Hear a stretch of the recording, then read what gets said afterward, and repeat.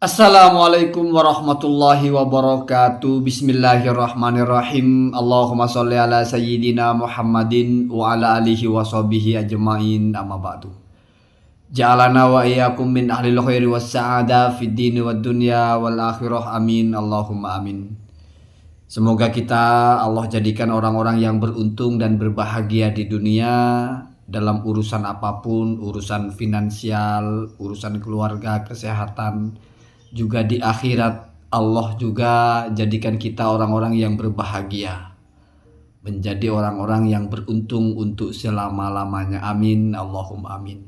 Mungkin kita berbeda pendapat, berdebat, berseberangan dalam masalah nasab Ba'alawi ini, tetapi kalau dalam masalah keinginan agar kita sama-sama menjadi orang yang selamat di dunia, selamat di akhirat, saya kira selama hati kita bersih, akal kita waras, kita akan sepakat. Kita ingin itu tercapai. Amin. Allahumma amin.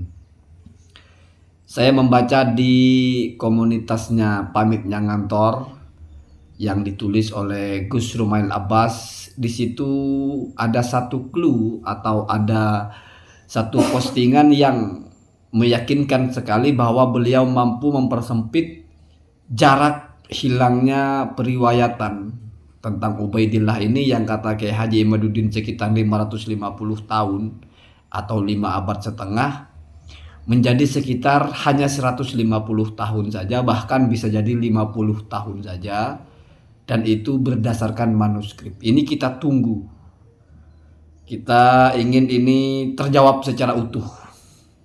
Walaupun tadi malam ketika saya live, saya sempat tanya kepada seseorang, misalnya sudah terjawab, misalnya Kiai Haji Imaduddin itu sudah taslim, sudah nerima, sudah mencabut, menganulir isbatnya bahwa batal, apakah mungkin netizen yang pro Kiai Haji Imaduddin itu akan mengikuti Kiai Haji Imaduddinnya?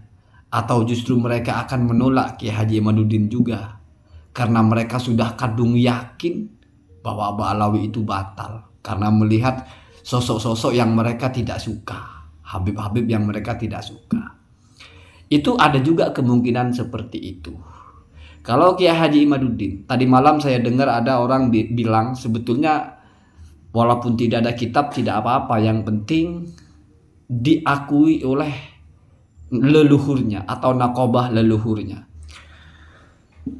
Saya kira itu sesuatu yang sangat sederhana kalau masalah diakui oleh nakobah leluhurnya. Nakobah leluhurnya ya masih ada, tinggal minta ke sana, atau jangan-jangan mungkin sudah diakui hanya tidak dipublish atau bagaimana. Wallahu alam. Cuma yang saya catat adalah Kiai Haji Imaduddin itu pernah secara sharih mengatakan kalau sampai ada kitabnya saya taslim. Artinya taslim itu saya terima absah. Jadi Kiai Haji Imaduddin itu hanya minta kitab, di mana kitabnya itu batas tertingginya adalah Ar-Razi, abad ke-6 atau awal abad ke-7, wafat 606 atau 604. Artinya kalau bisa menemukan kitab yang ditulis oleh ulama yang sezaman atau seusia Ar-Razi, apalagi sebelumnya, maka sudah selesai persoalan. Dan peredaran buku itu dianggap batal semua, sudah selesai, habis tuntas.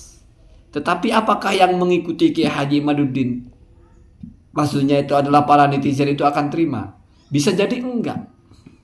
Bisa jadi mereka malah membangun bendera sendiri. Saya jadi ingat kepada dulu kaum Khawarij itu. Awalnya mereka itu mendukung Sayyidina Ali untuk melawan. Tetapi ketika Sayyidina Ali punya pemikiran yang berbeda dengan mereka, Sayyidina Ali pun dilawan.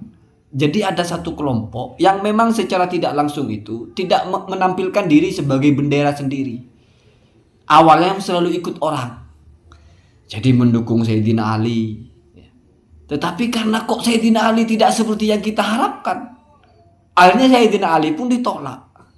Muawiyah yang kontra dengan Sayyidina Ali ditolak, menjadi bendera sendiri.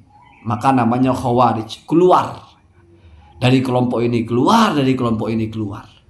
Kenapa? Karena sebetulnya mereka itu munafik. Sebetulnya mereka itu mengedepankan pikirannya sendiri. Cuman bahasanya saja dukung orang, karena kebetulan sama. Ketika orang itu tidak sama dengan kita, kita buang juga orang itu. Kita pakai bendera sendiri. Ada satu dua orang dari netizen itu, atau jangan-jangan nanti kebanyakan begitu. Misalnya Kiai Haji Imaduddin sudah mengatakan, saya mohon maaf, ternyata kitabnya ada. Saya batalkan pernyataan saya sebelumnya. Saya anulir menjadi, saya nyatakan itu sah. Bukan tidak mungkin kalian tetap ngotot. Oke, Imaduddin pun salah. Oke, Imaduddin mungkin dipersekusi. Oke, Imaduddin mungkin ditekan. Bisa aja begitu nanti. Kenapa? Karena kalau saya lihat cara-cara mendukungnya itu ya tidak berdasarkan benar-benar mengikuti alurnya. Wallahu alam, mungkin sebagian ada yang begitu, tetapi mungkin juga ada sebagian yang benar-benar berpijak kepada kebenaran. Ketika sudah ditampilkan dalilnya mungkin bisa terima. Walaupun nanti agak unik ya Haji Imaduddin ini, misalnya nanti mencabut lagi karena pertama kali beliau menulis kitab itu. Ya, ketika kan beliau produktif menulis kitab. Pertama kali mengatakan Ba'alawi itu sah nasabnya, min Bani Hashim. Para habib di Indonesia itu adalah min Bani Hashim, jelas. Mereka sadah. Lalu kemudian ada kaul jadid yang baru dilaunching yang heboh belakangan ini. Mereka nasabnya batal.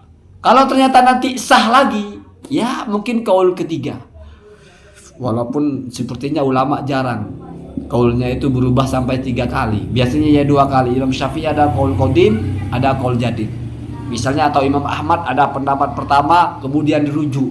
Ya, artinya rujuk itu menganulir pendapat itu dengan pendapat yang baru. Kalau Kiai Haji Imaduddin berpendapat pertama, lalu berpendapat kedua menolak yang pertama, lalu berpendapat lagi ketiga menolak yang kedua, kembali kepada yang pertama, ya sebetulnya cuma ada 2 kaul saja. Kaul qadim, kaul jadid, hanya saja yang terbaru kembali ke kaul qadimnya.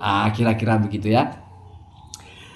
Tetapi ya semoga tidak ada mental-mental khawarij, mental-mental orang yang sudah mengisbatkan diri ikut satu kelompok, mengisbatkan diri ikut satu imam, tapi karena dilihat kok Sayyidina Ali tidak melawan, kok Sayyidina Ali mau itu. Ya.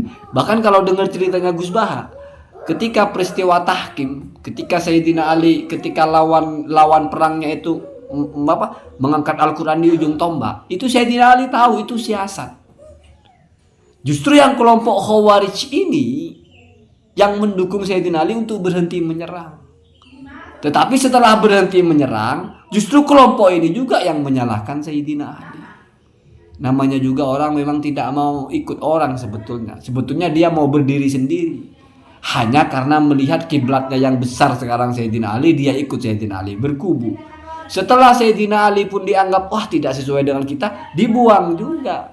Itu namanya mental-mental khawarij. Mau berdiri sendiri, merasa paling benar sendiri, semua orang salah selama tidak sama dengan dirinya sendiri. Ya begitu ya. Itu orang-orang yang secara mentalitas bermasalah. Jadi dia tidak punya patokan benar salah, dia patokannya kepada pikirannya sendiri, tidak punya landasan apa-apa, berpatokan kepada halusinasinya sendiri. Waliyadzubillah, semoga kita tidak seperti itu. Assalamualaikum warahmatullahi wabarakatuh.